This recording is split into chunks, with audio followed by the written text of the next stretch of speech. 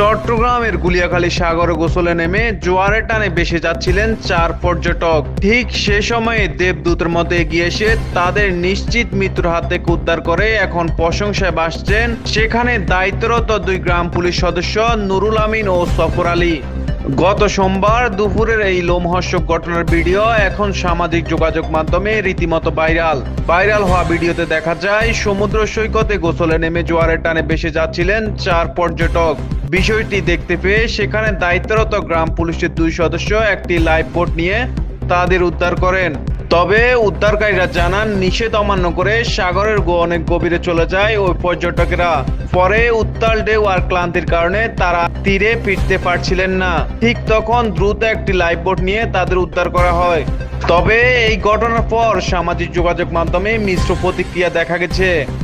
অনেকেই পর্যটকদের এমন খামখেয়ালিপনাকে দায়ী করছেন, আবার অনেকেই গুলিয়াখালীর মতো গুরুত্বপূর্ণ সৈকতে স্থায়ী টুরিস্ট পুলিশ বা সরকারি নিরাপত্তা ব্যবস্থা না থাকায় তীব্র ক্ষোভ প্রকাশ করেছেন।